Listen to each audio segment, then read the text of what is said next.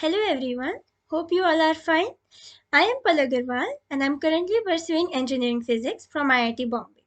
Today I am here to discuss some common mistakes which we make while studying or especially when preparing for an exam.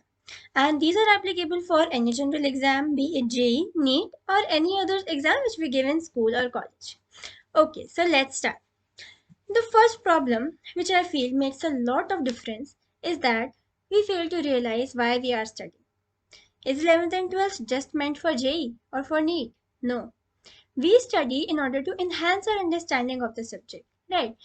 और जब हम किसी subject को अपने लिए पढ़ते हैं तो हम उसमें फिर और डीप जाने की कोशिश करते हैं, हमें लगता है कि ये चीज़ समझ नहीं आई तो मैं और दो तीन जगह से पढ़ूं, और जैसे जैसे हम सब्जेक्ट में डीप जाते हैं so we start liking the subject, then it does not feel like a burden. Many people say that, okay, maths is my favorite subject, I don't like physics, chemistry. It means that you have not spent enough time with the subject because each subject is so beautiful. So, agar aap usme deep jayenge, so it will automatically start, giving you this thrill, and you will start liking the subject. You will start wanting to spend more and more time with the subject. और फिर ये शिकायत नहीं रहेगी कि physics मुझसे नहीं होता, मुझे अच्छा ही नहीं लगता, मुझे पढ़ना ही का मन ही नहीं करता. ऐसा नहीं होता फिर, है ना, जब हम सारे सब्जेक्ट्स को एंजॉय करते हैं इतना. हमें पढ़ाई के लिए भी ऐसा नहीं लगता कि हमें स्केड्यूल बनाना पड़ेगा, ऐसा लगता है कि बस पूरे दिन हमें पढ़ना ही है, इतना मजा आता है उसको करने में. सो व्हेन वी रियलाइज कि why we are study, that makes a lot of difference in the mindset. Then the second problem is that when we are doing questions on a topic, so we think, for example, अगर ये kinematics का मैं अभी question bank कर रही हूँ, so I feel that इसमें सारे क्वेश्चंस kinematics से रिलेटेड है, तो मैं सिर्फ दिमाग में kinematics के टॉपिक्स रखती हूँ. But this is not the case. There may be questions which require you to think about other topics as well. And this happens also in JEE or in any other competitive exam. है ना, अगर physics का question है so it can ask you to apply concepts from 2-3 different topics. So you should keep your mind open for every other branch of physics because you have to study the subject as a whole, not separately as different topics. तो जब हम सारी चीजें एक साथ लेके चलते हैं, so it allows us to develop this ability to link different concepts to solve a given problem. Right? Okay. The third problem, which I feel, is that sometimes we are so tempted to start solving problems on a given topic. For example, हमें teacher ने कुछ पढ़ाया class में और हमें बहुत अच्छे से समझ में आ गया, तो हम बस घर पे जाके जल्दी से वो उसकी प्रॉब्लम सॉल्व करना शुरू कर देते हैं बिना रिवाइज करे, है ना. हमें लगता है कि हमें क्लास में सारा समझ में आ गया. फिर क्या होता है, हमने 2-3 क्वेश्चंस कर लिए बेसिक बेसिक, फिर कुछ में के फॉर्मूला आ गया, हमें याद नहीं आता फॉर्मूला क्या था. फिर हम एक बार नोट्स रेफर कर लेते हैं और फिर हमें याद आ जाता है कि अच्छा ये फॉर्मूला था, हमने वो क्वेश्चन सॉल्व कर लिया. फिर 2-3 क्वेश्चन के बाद वापस हमें लगता है कि ये चीज़ मैं भूल रही हूँ, इसको मैं वापस देख लेती हूँ. उससे क्या होता है कि we are not realizing the worth or the importance of those questions. Questions are a way of testing how much you have learned and how much you have understood about the topic, right? So make sure that you have first revised everything thoroughly और फिर हम questions करने बैठेंगे, तभी उनका असली benefit मिल पाएगा हमें. फोर्थ थिंग इज दैट कई बार ऐसा होता है कि ना बहुत सारे मॉक टेस्ट आ रहे होते हैं या कॉलेज में बहुत सारी क्विजेज आ रही होती हैं हर वीक, तो हमें बहुत लगता है कि हम तो प्रिपेयर ही नहीं है इसके लिए, तो चलो बेस्ट ऑफ 4 लेंगे 6 में से, तो हम ये वाला छोड़ देते हैं, अगले वाले में कर लेंगे. या मॉक टेस्ट में हम सोचते हैं कि इसका हम प्रैक्टिस टेस्ट बना के कर लेंगे, ये वाला मॉक टेस्ट छोड़ देते हैं.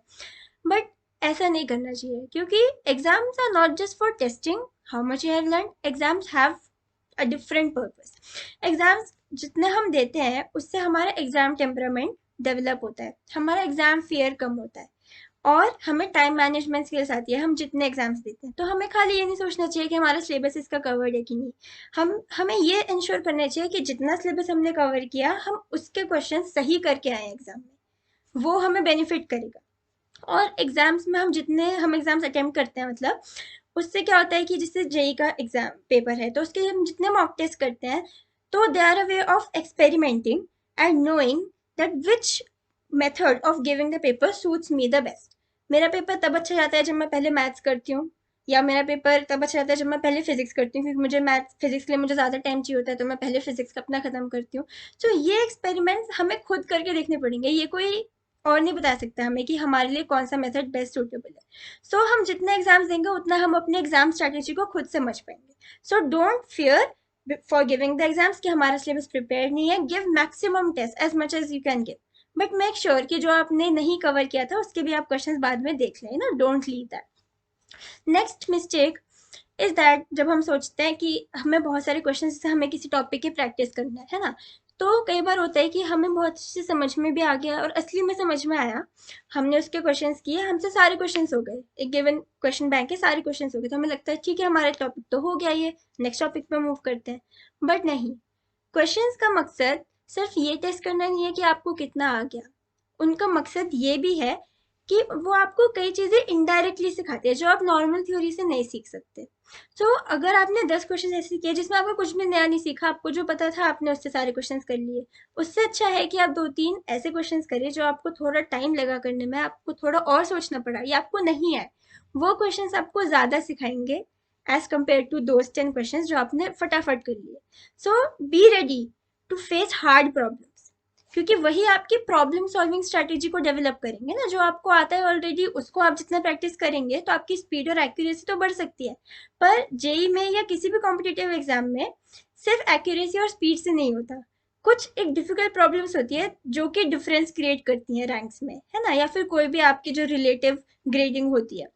तो डिफिकल्ट क्वेश्चंस हमें करने की भी हैबिट डालनी चाहिए, वो हमारा एग्जाम फियर ये सब चीज़ें इफेक्ट करती हैं, तो इसलिए हमें हार्डर प्रॉब्लम्स पहले से ही लेके चलनी चाहिए। नेक्स्ट थिंग इज दैट कई बार एग्जाम में ऐसा होता है कि जैसे इजी इजी एग्जाम पेपर्स भी हमें देखने को मिलते हैं, बहुत डिफिकल्ट भी आ जाता है कभी कभी एग्जाम।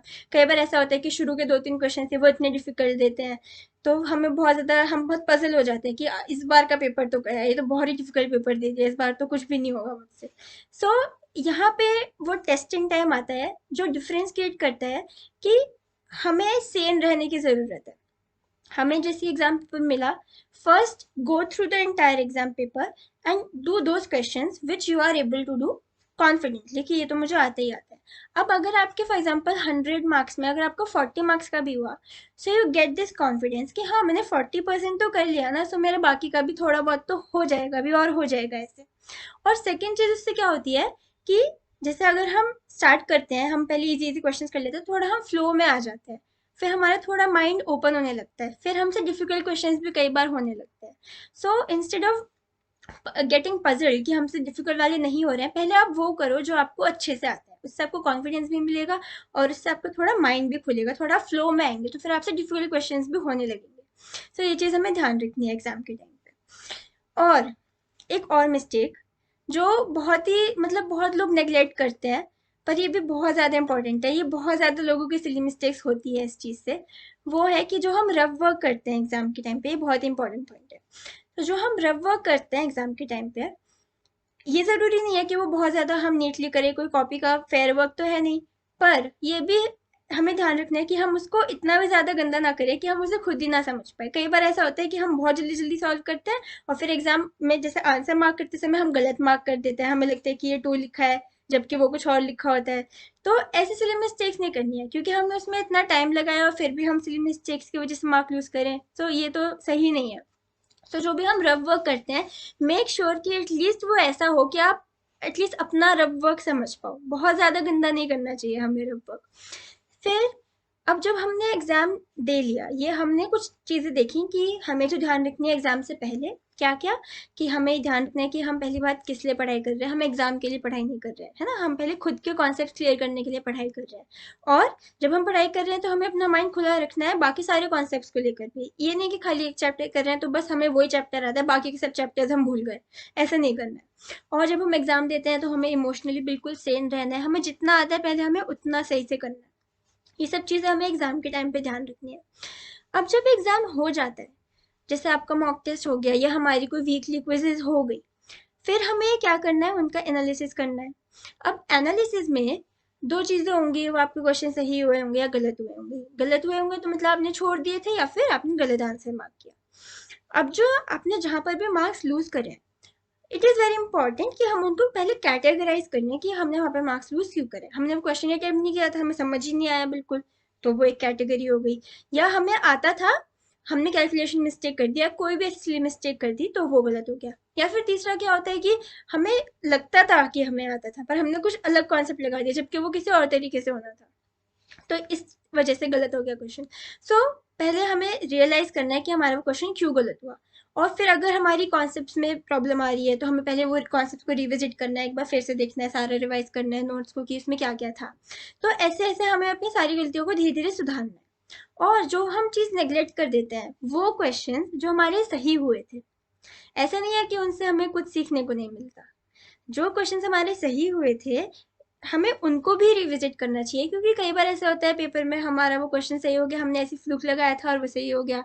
या कई बार होता है कि हमने कॉन्सेप्ट कुछ और लगाया था, जो लगना था उसके अलावा कुछ और लगाया, वो बाय चांस करेक्ट आंसर आ गया। तो हमें वो चीज़ों से सीखना नहीं भूलना है।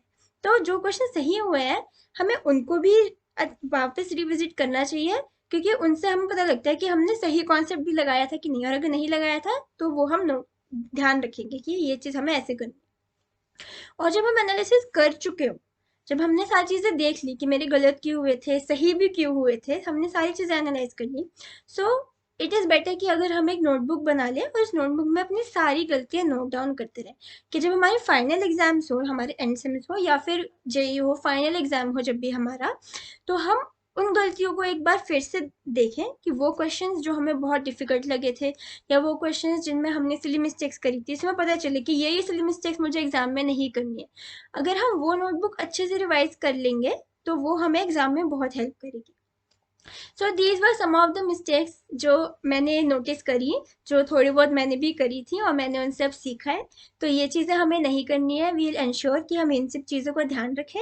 And I hope that these tips would be of some benefit for you and they would help you improve your performance at least to some extent. And also, if you want me to discuss on any other topic, then please feel free to write in the comment section. I would be greatly happy to have any suggestions which you might want to give. And also, if you have not subscribed my channel, then please do it for more such motivational videos and tips. And I hope you like this video and eager to meet you in the next video. Till then, stay safe and study hard and be honest to yourself, because that is what will give you all the solutions to your problems. And okay, so let's meet in the next video. Thank you. Bye bye.